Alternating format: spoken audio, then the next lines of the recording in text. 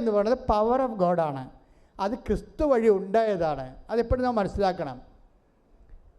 കാരണം ക്രിസ്തു വഴി എങ്ങനെയാണ് ഉണ്ടായത്? ക്രിസ്തു വഴി ഉണ്ടായതെന്ന് പറഞ്ഞാൽ എന്താണ്? ലുക്കാ 1:16 തന്നെയാണ്. ലുക്കാ 1 കൃപ, അതായത് Yohannan 1:16. Take the bed of God. Yohannan 1:17. കൃപയും സത്യവുമാകട്ടെ. പറഞ്ഞേ, കൃപയും സത്യവുമാകട്ടെ. കൃപയും സത്യവുമാകട്ടെ. യേശുക്രിസ്തു വഴി ഉണ്ടായി. യേശുക്രിസ്തു വഴി ഉണ്ടായി. അപ്പോൾ യേശുക്രിസ്തു വഴി ഉണ്ടായതാണ് കൃപ. എങ്ങനെയാണ് ഉണ്ടായത്? അതെപ്പോഴും ഉണ്ടായത് 12:18 അനുസരിച്ചുകൊണ്ടാണ്. ഏത്? മത്തായിയുടെ സുവിശേഷം. ശ്രുതികട്ടെ. Hallelujah, hallelujah, hallelujah, hallelujah, hallelujah. യേശുവേ നന്ദി. ഹല്ലേലൂയ. മത്തായി 12:18. മത്തായി 12:18. ഇതാ ഞാൻ തിരഞ്ഞെടുത്ത എൻ്റെ ദാസൻ. പറഞ്ഞേ, ഇതാ ഞാൻ തിരഞ്ഞെടുത്ത എൻ്റെ ദാസൻ. എൻ്റെ ആത്മാവ് പ്രസാദിച്ച എൻ്റെ പ്രിയപ്പെട്ടവൻ. ഞാൻ അവന്റെ മേൽ എൻ്റെ ആത്മാവിനെ അയക്കും. പിതാവിന്റെ ആത്മാവിന്റെ പ്രസാദം കിട്ടിയ ആളാണ് ക്രിസ്തു. അതിനാണ് കൃപയെന്ന് പറയുന്നത്. ക്രിസ്തുവിന് അത് എങ്ങനെയാണ് കിട്ടിയത്? അത് ഫിലിപ്പിയർ 2:6 അനുസരിച്ച് കിട്ടിയതാണ്. എന്താണ്? അവൻ പ്രകൃത്യ ദൈവമായിരിക്കവേ ദൈവത്തോടുള്ള സമാനത മുറുകെ പിടിക്കേണ്ട കാര്യമായി പരിഗണിക്കാതെ അവൻ ദാസ്യനായി മരണത്തോളവും കുരിശുമരണത്തോളവും തന്നെ താഴ്ത്തി. അതിനാൽ ദൈവം അത്യധികം അവനെ ഉയർത്തി. അങ്ങനെ അത്യധികം ഉയർത്തുന്ന പ്രോസസ്സിനാണ് കൃപയെന്ന് പറയണത്. കൃപ അവൻ്റെ നാമത്തിൻ്റെ തൽഭവമോ തത്സമവുമായി. അതുകൊണ്ട് അവൻ്റെ നാമത്തെ മഹത്വപ്പെടുത്തിയാൽ ഓട്ടോമാറ്റിക്കായിട്ട് കൃപ നമ്മളിലേക്ക് വഴിഞ്ഞൊഴുകും. നമ്മൾ ചെയ്യുന്ന എല്ലാ സൽപ്രവൃത്തികളും, കൃപാപര പ്രവൃത്തികളും, പ്രേക്ഷിത പ്രവർത്തനങ്ങളും ഈശോയുടെ നാമത്തെ മഹത്വപ്പെടുത്തിക്കൊണ്ട് കൃപ ആർജിക്കാൻ വേണ്ടിയുള്ള ദൈവത്തിൻ്റെ സംവിധാനത്തിൻ്റെ ഭാഗമാണ്. കൈയടിച്ച് കർത്താവ്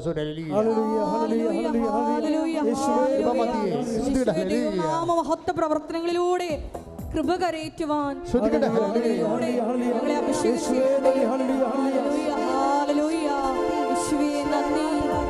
ആരാധന. കൈയടിച്ചുകൊണ്ട്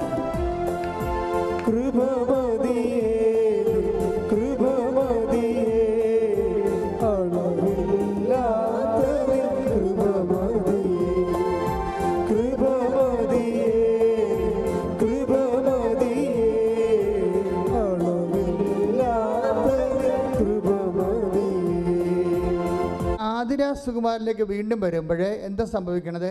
അവൾക്ക് കിട്ടിയ കൃപ അത് ചെയ്താണ്. കൃപ നമുക്ക് കിട്ടിക്കഴിഞ്ഞാൽ എന്താ ചെയ്യേണ്ടത്? കൃപ കൈമാറ്റത്തിനുള്ളതാണ്. കൃപ കൈമാറ്റത്തിനാണ്. അവൾ മാഞ്ചസ്റ്ററിൽ ഇറങ്ങിയിട്ട് അവൾക്ക് ഡയറിയാണ്. അവളെ ട്രിപ്പിട്ടതാണ്. ട്രിപ്പിട്ട് കഴിഞ്ഞ ശേഷം അവൾക്ക് ബോധം വന്ന് മാതാവ് അവളെ വയറെ തൊട്ട് സുഖപ്പെടുത്തി കഴിഞ്ഞപ്പോൾ ആദ്യം ചെയ്യണത് എന്താണ്? ഇംഗ്ലീഷ് പത്രം എടുത്തിട്ട് ബ്രിട്ടീഷുകാർക്ക് കൊടുക്കുന്നു. പരമദിവ്യകാരുണ്യത്തിന് ആരാധനയും സ്തുതിയും പുകഴ്ചയും ഉണ്ടായിരിക്കട്ടെ. 2 കൊരിന്ത്യർ 4:15.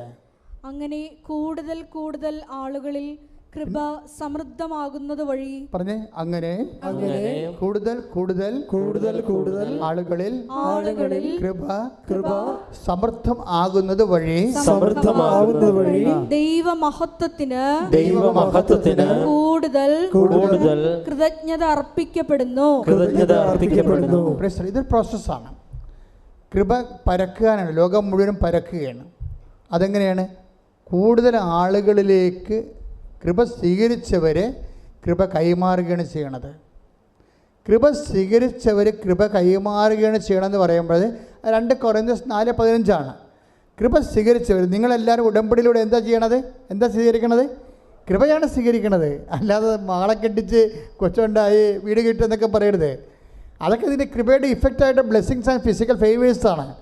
കൃപ എന്ന് പറഞ്ഞാൽ ദൈവത്തിൻ്റെ ശക്തിയാണ് സ്വീകരിക്കുന്നത്. ദൈവത്തിൻ്റെ ശക്തി നേരിട്ട് സ്വീകരിക്കാനുള്ള ദൈവിക സംവിധാനത്തിൻ്റെ പേരാണ് കവനന്റ് ഉടമ്പടി. കൈയടിച്ച് കർത്താവ്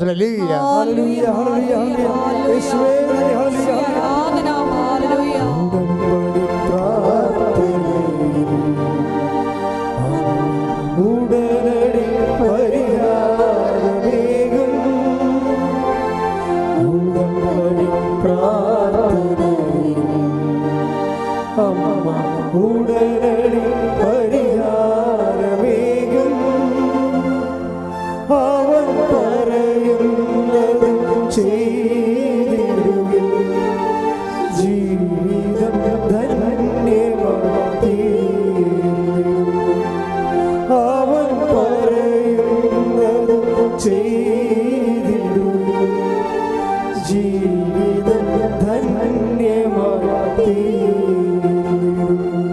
Lord. Praise the Lord. ഇതിൻ്റെ കൂടെ ചേർത്ത് വെക്കാവുന്ന പഠിക്കേണ്ട വചനമാണ് Roma 15:16. Take the bed of Roma 15:16. ശ്രദ്ധിക്കട്ടെ. ഹല്ലേലൂയ ഹല്ലേലൂയ ഹല്ലേലൂയ ഹല്ലേലൂയ യേശുവേ നന്ദി ഹല്ലേലൂയ. റോമ 15:16. ആ ദൈവത്തിന്റെ കൃപ പറഞ്ഞ ദൈവത്തിന്റെ കൃപ ദൈവത്തിന്റെ കൃപ എന്നെ വിജാതിയർക്ക് വേണ്ടി യേശുക്രിസ്തുവിന്റെ ശുശ്രൂഷകനാക്കിയിരിക്കുകയാണല്ലോ. Praise the Lord. അപ്പൊ കൃപ എന്താ ചെയ്യണത്? പൗലോസ് അപ്പോസ്തലൻ പറയുന്ന കാര്യമാണിത്. അതായത് ദൈവത്തിന്റെ കൃപ എനിക്ക് ലഭിച്ചിരിക്കുന്നത് എന്തിനാണ്? വിജാതിയർക്ക് വേണ്ടി. Read it again. ദൈവത്തിന്റെ കൃപ എന്നെ വിജാതിയർക്ക് വേണ്ടി യേശുക്രിസ്തുവിന്റെ ശുശ്രൂഷകനാക്കിയിരിക്കുകയാണല്ലോ. ഉടമ്പടി ചെയ്യണത് ഇതാണ്. എന്താണ്? വിജാതിയർക്ക് വേണ്ടി. വിജാതിയർ എന്ന് പറയുന്നത് എന്താണ്? സമുദായത്തിൻ്റെ ജാതിയല്ല, മറിച്ച് വിശേഷ വിധിയായി ചെയ്യുന്നത്. കൽപ്പിക്കപ്പെട്ടതിന് ശേഷം അതിനേക്കാൾ ഉപരി ചെയ്യുന്ന ആൾക്കാരാണ് സ്വജാതികളെന്ന് പറയുന്നത്. സ്വർഗത്തിൻ്റെ ജാതികൾ. സ്വജാതികളെന്ന് പറഞ്ഞാൽ ആരാണ്? സ്വന്തം സമുദായത്തിൻ്റെ ജാതിയല്ല, സ്വർഗത്തിൻ്റെ ജാതികൾ. വിജാതികൾ എന്ന് പറഞ്ഞാൽ ആരാണ്? ലോകത്തിൻ്റെ ജാതികൾ. അവരുടെ കാര്യത്തിന് വേണ്ടി മാത്രം അവർ പ്രാർത്ഥനയും ദൈവത്തെ പോലെ ഉപയോഗിക്കുന്നവരാണ്.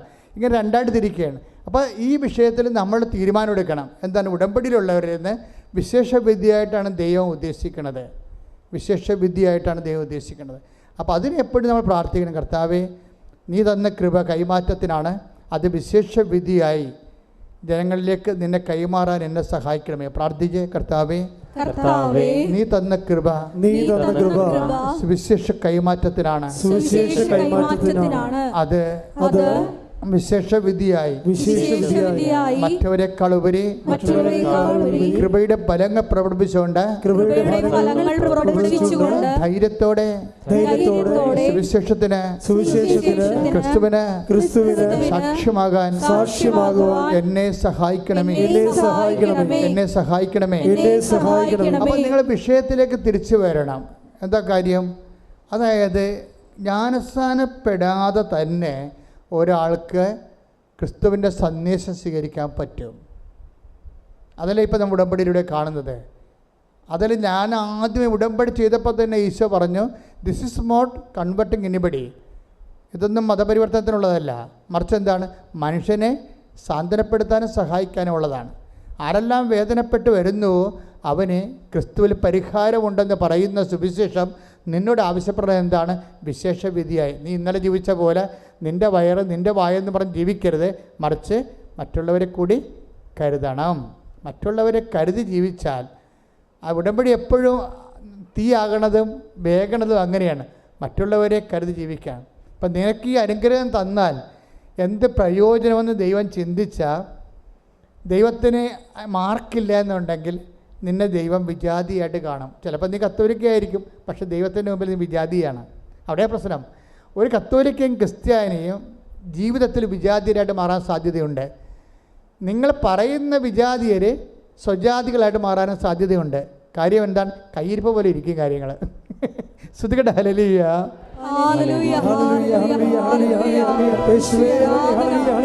സുവിശേഷം സ്വീകരിച്ച് മറ്റുള്ളവർക്ക് കൈമാറുവാൻ ആരാധനയോടെ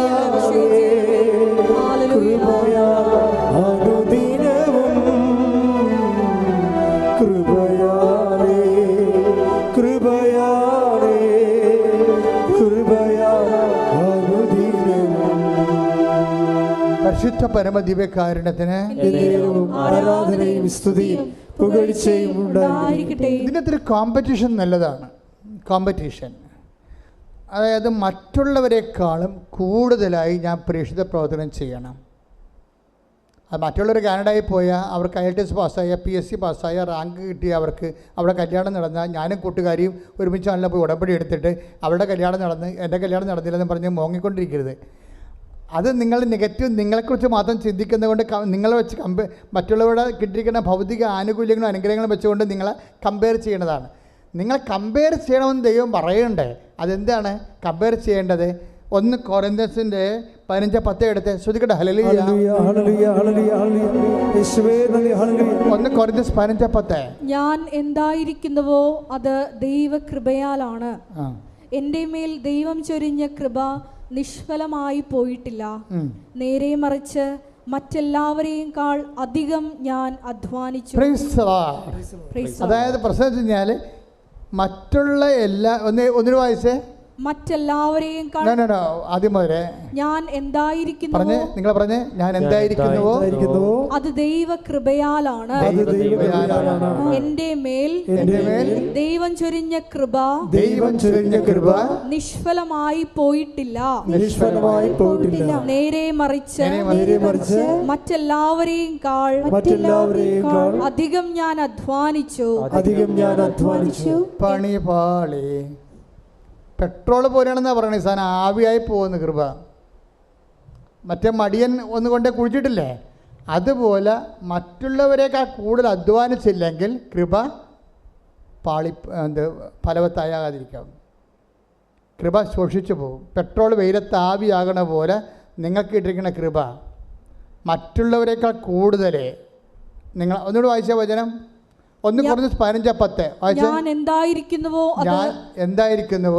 എന്തായിരിക്കുന്നുവോ അത് ദൈവകൃപയാലാണ്. എന്റെ മേൽ ദൈവം ചൊരിഞ്ഞ കൃപ നിഷ്ഫലമായി പോയിട്ടില്ല. നേരെ മറിച്ച് മറ്റെല്ലാവരെയും അധികം ഞാൻ അധ്വാനിച്ചു. അപ്പൊ ഇവിടെ ഒരു കോമ്പറ്റീഷൻ ഉണ്ട്. എന്താണ്? കൃപയുടെ അധ്വാനങ്ങളിലെ എന്ത് ചെയ്യണം? മറ്റുള്ളവരെക്കാൾ ഞാൻ മുന്നിലായിരിക്കണം. ഇതൊരു കോമ്പറ്റീഷനാണ്. കൃപയുടെ അധ്വാനങ്ങളിൽ മറ്റുള്ളവരെക്കാൾ ഞാൻ കൂടുതലായിരിക്കണം. കാര്യം എന്താ? ഭൗതികമായിട്ടുള്ള പ്രശ്നങ്ങളെന്ന് വെച്ച് കഴിഞ്ഞാൽ ഭൗതികമായ ആനുകൂല്യങ്ങളെ വെച്ച് ദൈവത്തെ അളന്നാൽ മന്ന പെറുക്കിയ ആൾക്കാരെ പോലെ ഇരിക്കും. മന്ന ദൈവം കൊടുത്ത കാലമില്ല. അതാണല്ലോ ഭൗതിക അനുഗ്രഹം. മന്ന കൊടുത്ത കാലത്ത് എന്താ സംഭവിച്ചത്? ആ മക്കളുള്ളവരും പെമ്മക്കളുള്ളവരും വീട്ടിൽ നിറച്ച് പിള്ളേരുള്ളവരുമൊക്കെ കൊട്ടയും കൊണ്ട് നടന്ന് മൊത്തം പെറുക്കിയെടുത്ത്. അപ്പോൾ വിധവകളുണ്ടായി, ഭർത്താവില്ലാത്തവരും മക്കളില്ലാത്തവരുണ്ടായി, അവരും പെറുക്കി. അവസാനം എന്താ പറ്റിയിരിക്കണത്?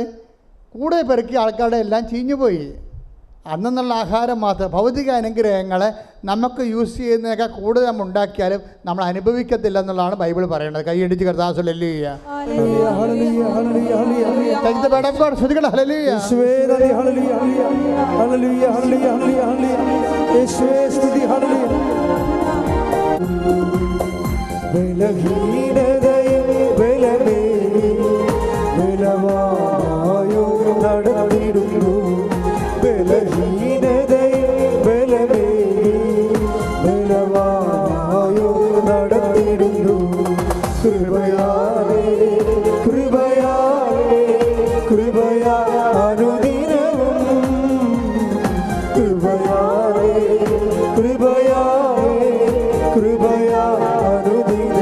പരിശുദ്ധ പരമദിവ്യകാരുണ്യത്തിന് ആരാധനയും സ്തുതിയും പുകഴ്ചയും ഉണ്ടായിരിക്കട്ടെ. വായിച്ചോളൂ.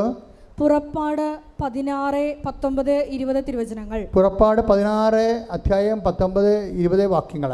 മോശ അവരോട് പറഞ്ഞു, ആരും അതിൽ നിന്ന് അല്പം പോലും പ്രഭാതത്തിലേക്ക് നീക്കിവെക്കരുത്.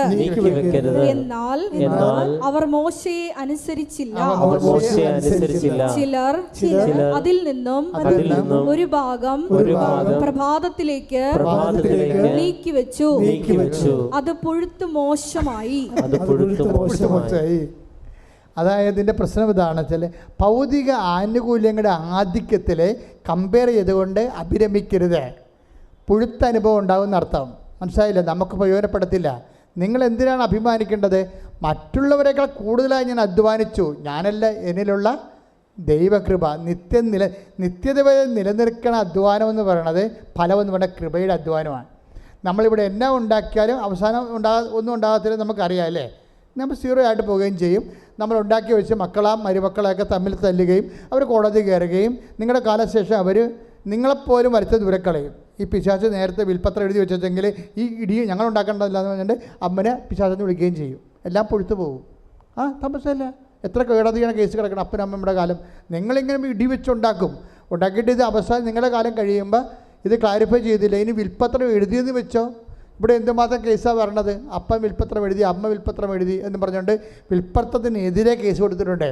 എന്നിട്ട് ഇവർ തമ്മിൽ മിണ്ടാണ്ടിരിക്കുകയാണ്. അപ്പോൾ ഭൂമിയുടെ കാലത്ത്, ആയുസിൻ്റെ കാലത്ത് ഇവരുണ്ടാക്കിയതെല്ലാം ഇപ്പോൾ മക്കൾ തമ്മിൽ തല്ലാനും കോടതി കയറാനും വക്കീൽമാർക്കും ജഡ്ജിമാർക്കും കൊടുക്കാനായില്ലേ? ഇതാണ് വിഷയം. പുഴുത്തു പോയെന്ന് പറഞ്ഞ കാര്യം ഇതാണ്. നിങ്ങൾക്ക് പറഞ്ഞപ്പോൾ ആദ്യം മനസ്സിലായില്ല, പുഴുത്തു പോകും. അതുകൊണ്ട് ദൈവത്തെ മുൻനിർത്തിക്കൊണ്ട്, സ്വർഗത്തിനെ മുൻനിർത്തിക്കൊണ്ട് ജീവിക്കുക. പ്രയോറിറ്റി ആൻഡ് പ്രോട്ടോക്കോൾ അതൊരു പ്രധാനപ്പെട്ട വിഷയമാണ്. നിങ്ങൾ എന്തിനാണ് നിങ്ങളുടെ what is your spiritual protocol? What is your priority? നിങ്ങളുടെ മുൻഗണന എന്തിനാണ്? ഈ മുൻഗണനയിൽ എന്താ പ്രശ്നം വെച്ചാൽ ദൈവം പറയും, ആദ്യം നിങ്ങൾ എന്തിനു മുൻഗണന കൊടുക്കണം? ആ ദൈവരാജ്യത്തിന്. ബാക്കിയുള്ളത് പ്രോട്ടോക്കോൾ എന്താണ്? ഒരു അതായത് കിങ്ഡം ഓഫ് ഹെവൻ്റെ പ്രോട്ടോക്കോൾ ഉണ്ട്. അതിന് നിങ്ങൾക്ക് ഫസ്റ്റ് പ്രയോറിറ്റി കൊടുക്കാൻ ഇടയായ നിങ്ങൾ ശരിയാവും, ഉടമ്പടി ഓക്കെ ആവും. കിങ്ഡം ഓഫ് ഗോഡിൻ്റെ പ്രോട്ടോക്കോള്. ഇപ്പോഴത്തെ പ്രോട്ടോക്കോളിൽ ഞാൻ കുവൈറ്റിൽ ജനിപ്പിച്ചപ്പോൾ ഞാൻ അവരോട് പറഞ്ഞു, നിങ്ങളുടെ സെറ്റിങ്സ് തെറ്റിക്കിടക്കുകയാണെന്ന് പറഞ്ഞു. ഞാൻ ഇന്ന് ഓർക്കുന്നുണ്ട്. എന്താ കാര്യം വെച്ച് കഴിഞ്ഞാൽ ഇവിടെ പ്രോട്ടോക്കോൾ തെറ്റിയിരിക്കുകയാണ്. അവർ പലരും ദൈവരാജ്യത്തിന് വേണ്ടിയല്ല ജീവിക്കണം, ലോകരാജ്യത്തിന് വേണ്ടിയാണ്. അതാണ് പ്രശ്നം. മറ്റുള്ളവരെക്കാൾ, അങ്കിളിനേക്കാൾ, ആൻറ്റിയേക്കാൾ, നാട്ടിലുള്ളവരെക്കാൾ, അയൽവാസിയേക്കാൾ ഞാൻ മെച്ചമായിരിക്കണമെന്ന് വിചാരിച്ചുകൊണ്ട് ഞാൻ അതിന് ദൈവത്തെ വരെ ഉടമ്പടി ചെയ്തുകൊണ്ട് വരുതി വരുത്താൻ വേണ്ടിയുള്ള അവസാന അന്ത്യ പോരാട്ടത്തിലെ ജഡിക മനുഷ്യൻ്റെ അഭ്യാസങ്ങൾ ഭയങ്കരമാണ്. അതുകൊണ്ടാണ് പറയുന്നത്, എന്താ പ്രശ്നം വെച്ച് കഴിഞ്ഞാൽ നിങ്ങൾ ആദ്യം ചെയ്യുമ്പോൾ പ്രോട്ടോക്കോൾ 6:33 പ്രോട്ടോക്കോൾ എന്താണ്?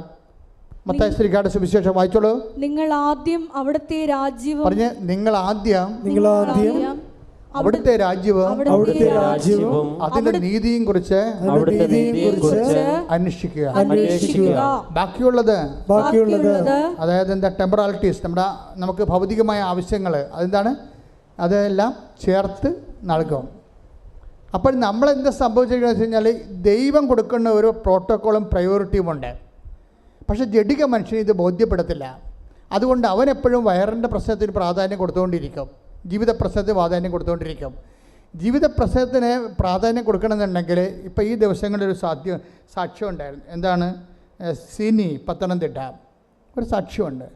സിനിയുടെ കുറേ കാര്യങ്ങളുണ്ട്. പക്ഷേ സിനിയുടെ കാര്യങ്ങളെല്ലാം കർത്താവ് അച്ചിട്ടവർ ചെയ്യും. സിനി ഒരു നോൺ ക്രിസ്ത്യനാണ്, ക്രൈസ്തവയല്ല.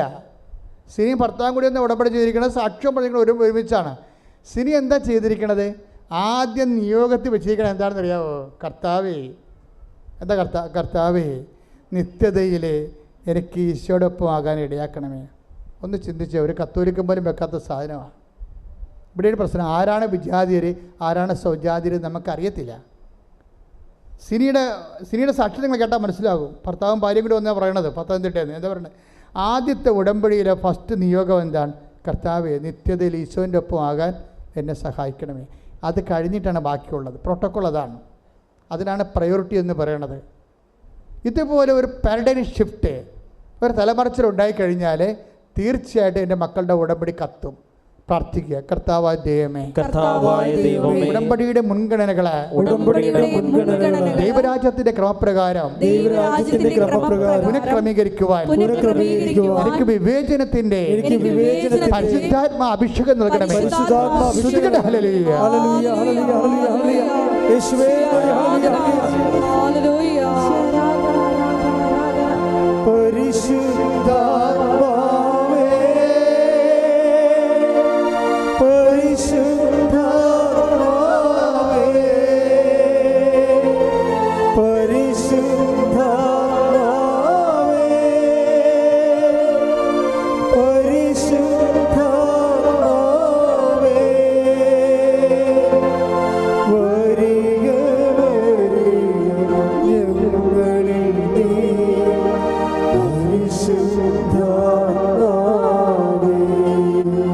സത്യത്തിൻ്റെ സുവിശേഷത്തിൽ വിശ്വസ്തയോടെ നിൽക്കാനുള്ള കൃപയ്ക്ക് വേണ്ടി എൻ്റെ മക്കൾ പ്രാർത്ഥിക്കേണ്ടത്. ഇത് കറക്റ്റ് ചെയ്താൽ, ഈ സെറ്റിങ്സ് കറക്റ്റ് ചെയ്താൽ ഇതിപ്പോൾ എങ്ങനെ വിട്ടുചില്ല് പോലെ കരിപ്പ് ഉടമ്പടി. കാര്യം ഈ ദൈവത്തിൻ്റെ മൈൻഡ് സെറ്റ് അങ്ങനെയാണ്. നഥാനിയേലിനെ കണ്ട കഥ അറിയാമല്ലോ. നഥാനിയേൽ, ഫിലിപ്പോസ് നാഥാനിയേലിനെ കണ്ടിട്ട് ഫിലിപ്പോസ് അപ്പോസ്തലൻ നാഥാനിയേലിനെ കർത്താവിൻ്റെ അടുത്തേക്ക് വിളിച്ചുകൊണ്ട് വരുമ്പോൾ നാഥാനിയേലോട് ഈശോ പറയുന്നൊരു വാക്കുണ്ട്. എന്താ നാഥാനിയോട് പറയണത്? ഇതാ നിഷ്കപടനായ ഒരു യഥാർത്ഥ ഇസ്രായേൽക്കാരൻ. അതെ, നാഥാനിയലിൻ്റെ ആന്തരിക സത്യങ്ങളെ ഈശോ സ്കാൻ ചെയ്ത് പറയുകയാണ്. തുടങ്ങിയപ്പോൾ തന്നെ ഇയാൾ അടുത്ത് വന്നപ്പോൾ തന്നെ സ്കാനിങ് തുടങ്ങി. ഇതൊരു അപകട മേഖലയാണ്. നീ അടുത്ത് വരുമ്പോൾ തന്നെ നീ ആരാണെന്ന് കർത്താവ് പറഞ്ഞുകൊണ്ടിരിക്കും. കപടനാണെങ്കിൽ കപടനാണെന്ന് പറയും, നിനക്കുടമ്പടി പറ്റത്തില്ലെന്ന് പറയും. നിഷ്കപടനാണെങ്കിൽ അത് ഈശോ ഹൈലൈറ്റ് ചെയ്യും.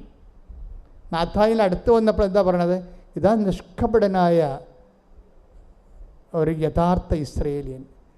അപ്പോൾ അവിടെയും ഒരു പ്രശ്നമുണ്ട്. യഥാർത്ഥ ഇസ്രയേൽക്കാരുമുണ്ട്, അയാഥാർത്ഥ്യമായ ആൾക്കാരുമുണ്ട്. അപ്പോഴേ നാഥാനിയൽ ഈശോയോട് ചോദിക്കും, റബ്ബി നീ എന്നെ എങ്ങനെ അറിഞ്ഞു എന്ന് ചോദിക്കും. അപ്പോൾ ഈശോ പറയുന്ന വാക്കുണ്ട്. എന്താണ് പറയുന്നത്?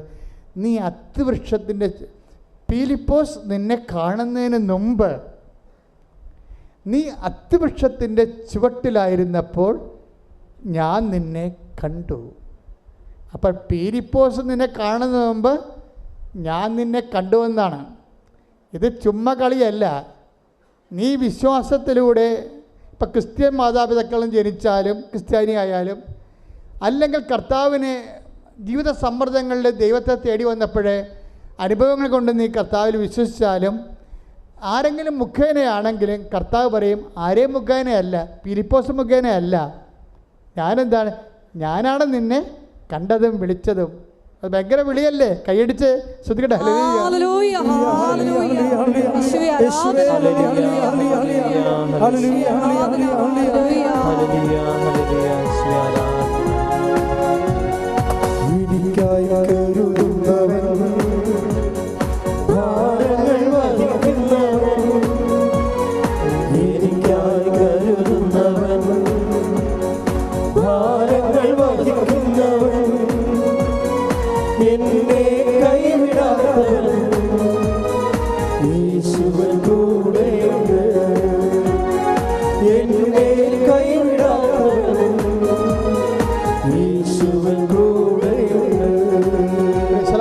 അപ്പോൾ എൻ്റെ മക്കൾ ചിന്തിക്കേണ്ടത് എന്താണ്? ഇപ്പോഴേ നിങ്ങൾ ആരെങ്കിലും വിളിച്ചിട്ടോ കൃപാസനം പത്രം കണ്ടിട്ടോ ആരെങ്കിലും നിങ്ങൾ പറഞ്ഞിട്ടോ സാക്ഷ്യം കേട്ടിട്ടോ ആണ് വന്നതെന്നാണ് നിങ്ങൾ പറയണത്. കർത്താവ് അത് അംഗീകരിക്കണില്ല. ഞാൻ നിന്നെ നേരത്തെ കണ്ടത് കൊണ്ടാണ്, ഞാൻ നിന്നെ അനുഗ്രഹിക്കാൻ തീരുമാനിച്ചത് കൊണ്ടാണ്, നീ സ്നേഹിക്കുന്നതിനേക്കാൾ ഉപരി ഞാൻ നിന്നെ സ്നേഹിച്ചത് കൊണ്ടാണ് നീ കൃപാസനം പത്രം കണ്ടതെന്നാണ് പറയണത്. മനസ്സിലായോ? സാക്ഷ്യം കേട്ടിട്ടാണ് നീ വന്നതെന്ന് പറയരുത്.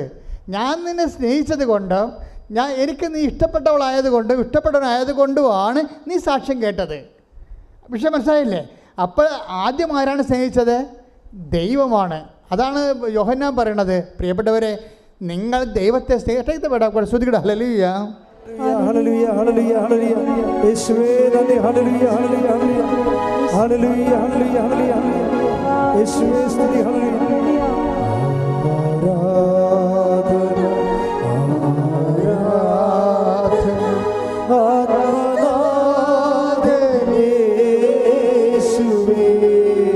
യോഹന്നാൻ 4:19. ആദ്യം അവിടുന്ന് നമ്മെ സ്നേഹിച്ചു. പറഞ്ഞേ, ആദ്യം അവിടുന്ന് നമ്മെ സ്നേഹിച്ചു. അതിനാൽ നാമും അവിടുത്തെ സ്നേഹിക്കുന്നു. ക്ലിയർ അല്ലേ?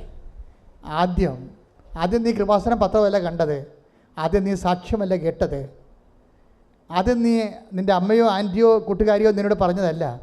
ആദ്യം ചെയ്തത് നിങ്ങൾ ഇവിടെ ഭൗതികമായ ഏജൻറ്റുമാരാരുമല്ല, പിന്നെ ആരാണ്? കർത്താവായ ദൈവം നിന്നെ സ്നേഹിക്കുന്നു, കണ്ടെത്തിയിരിക്കുന്നു, വിളിച്ചിരിക്കുന്നു, വിശുദ്ധീകരിച്ചിരിക്കുന്നു, ശക്തീകരിച്ചിരിക്കുന്നു, കൈ സാക്ഷിയാക്കുന്നു. ശ്രദ്ധിക്കട്ടെ. Hallelujah, hallelujah, hallelujah. യേശുവേ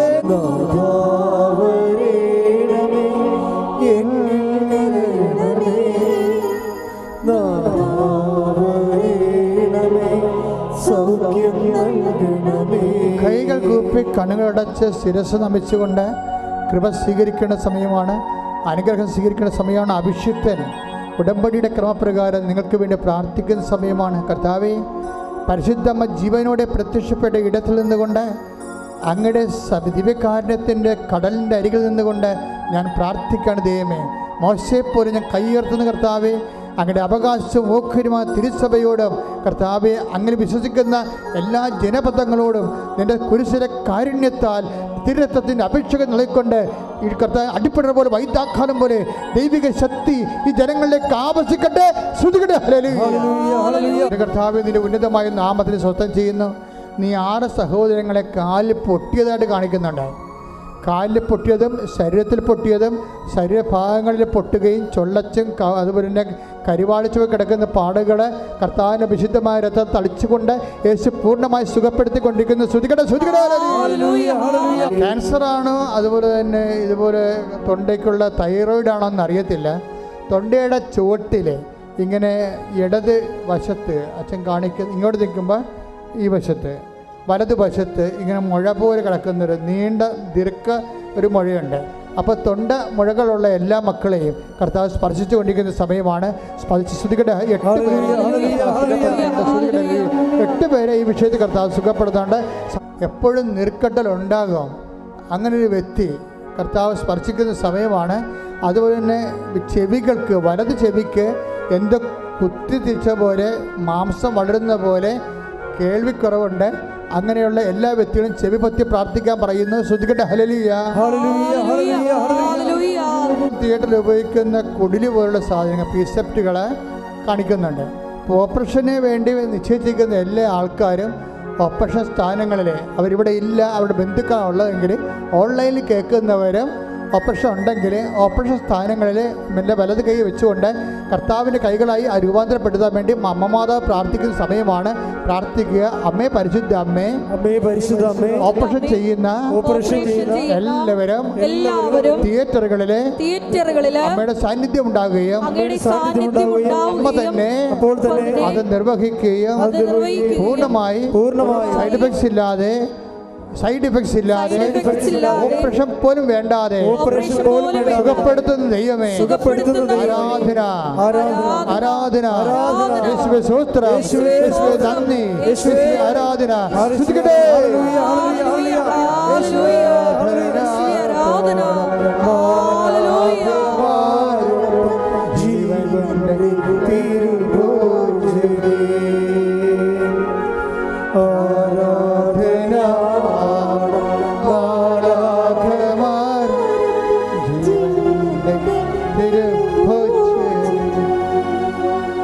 എൻ്റെ പ്രിയപ്പെട്ടവരെ, ഉദരത്തെ കൈവച്ചിട്ട് പ്രാർത്ഥിക്കട്ടെ.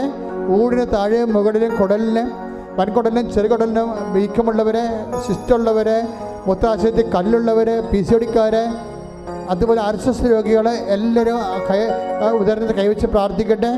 ശ്വാസകോശ രോഗികൾ നെഞ്ച് കൈവച്ച് പ്രാർത്ഥിക്കട്ടെ. ഉച്ച മുതൽ ഉള്ളംകാലം വരെ ആന്തരിക അവയവങ്ങൾക്ക് രോഗം പറ്റുന്നവരെ ശിരസിൽ കവിച്ച് പ്രാർത്ഥിക്കട്ടെ. അതിശക്തമായി സ്തുതിക്കട്ടെ. മാതാവിൻ്റെ മധ്യസ്ഥർ യേശുവിൻ്റെ നാമത്തിൽ സ്തുതിക്കട്ടെ. കർത്താവിന് ശക്തിവെക്കട്ടെ. ഈശോ അങ്ങനെ വിശുദ്ധ പൗരോഹിത്യത്തെ മഹത്വപ്പെടുത്തണമേ. കർത്താവെ, സഭയിലുള്ള സാന്നിധ്യം പ്രകടമാക്കണമേ. അമ്മേ പരിശുദ്ധ അമ്മ ദേവമാതാവെ, എല്ലാ മക്കൾക്ക് വേണ്ടി മധ്യസ്ഥം പ്രാർത്ഥിക്കണേ. 38 വർഷം ഞാൻ അർപ്പിച്ച കൃപയുടെ യോഗ്യതയെ കൃപാസ്ഥാനത്താറ് ജീവനോടെ പ്രത്യക്ഷപ്പെട്ട പരിശുദ്ധ അമ്മയുടെ മധ്യസ്ഥതയിൽ ഇവിടെ നടന്ന 10,000 ആരാധന ശക്തിയാൽ എല്ലാവരും കർത്താവ് ഇവിടെ പ്രാർത്ഥിക്കുന്ന ഓരോ മകനെയും ഓൺലൈൻ പ്രാർത്ഥിക്കുന്ന മകനെയും മാർഗ രോഗങ്ങൾ തീരാ വേദിക ജീവ ദുരിതങ്ങൾ യേശു ക്രിസ്തുവിൻ്റെ നാമത്തിൽ മാറിപ്പോകട്ടെ. അരക്കെട്ടിൻ്റെ ഡിസ്ലൊക്കേഷൻ ഉണ്ടായിട്ടുള്ളവരെ അവിടെ കൈവച്ച് പ്രാർത്ഥിക്കുന്നത് നല്ലതാണ്. പറയാതെ തന്നെ അങ്ങനെ ആരോ ചെയ്തിട്ടുണ്ട് ലേഡികൾ. അവരെ കർത്താവ് സുഖപ്പെടുത്തിയിട്ടുണ്ട്. ഇപ്പോഴ് നടുവിന് വേദന ഉള്ളവരും അതുപോലെ തന്നെ അരക്കെട്ടിന് നീര് കെട്ടുന്നവരും ഇരിക്കാൻ പ്രയാസമുള്ളവരൊക്കെ അരക്കെട്ടിൽ കൈവച്ച് പ്രാർത്ഥിക്കേണ്ടതാണ്. സൂക്ഷിച്ച് പ്രാർത്ഥിക്കേണ്ടതാണ്. കിഡ്നി രോഗികളും ആ കിഡ്നി സ്ഥാനങ്ങളിൽ ബാക്ക് വശം കൈവച്ച് പ്രാർത്ഥിക്കേണ്ടതാണ്. ശ്രുതികട്ടെ. ഹല്ലേലൂയ. എൻ്റെ കർത്താവിൻ്റെ ഉന്നതമായ നാമത്തിൽ സഭയുടെ അധികാരത്തിൽ കുരിശിൻ്റെ അടയാളത്തിൽ ദൈവശക്തിയാൽ അരക്കെട്ടിൽ കൈവച്ച് പ്രാർത്ഥിക്കുന്നവർ യേശുക്രിസ്തു നാമത്തിൽ സൗഖ്യം പ്രാപിക്കട്ടെ. ഇപ്പോഴും പ്രാർത്ഥിക്കേണ്ടത് സ്പോണ്ടിലോസിസ് രോഗികളെ, സ്പൈനൽ കോഡിന് അസുഖമുള്ളവരെ പിൻകഴുത്ത് കൈവച്ചുകൊണ്ട് സ്തുതിക്കട്ടെ. ഹല്ലേലൂയ. യേശുവേ സ്തോത്രം. ഹല്ലേലൂയ. യേശുവേ സ്തോത്രം. ഹല്ലേലൂയ. സ്പോണ്ടിലോസിസ് രോഗികളെ, സ്പൈനൽ കോഡിന് അസുഖമുള്ളവരെ പിൻകഴുത്ത് കൈവച്ച് പ്രാർത്ഥിക്കട്ടെ. സ്തുതിക്കട്ടെ. എൻ്റെ കർത്താവിൻ്റെ ഉന്നതമായ നാമത്തിൽ സഭയുടെ അധികാരത്തിൽ കുരിശിൻ്റെ അടയാളത്തിൽ ദൈവശക്തിയാൽ പിൻകഴുത്ത് രോഗങ്ങൾ യേശുവിൻ്റെ നാമത്തിൽ സൗഖ്യം പ്രാപിക്കട്ടെ. സ്തുതിക്കട്ടെ. ഹല്ലേലൂയ. ഹല്ലേലൂയ.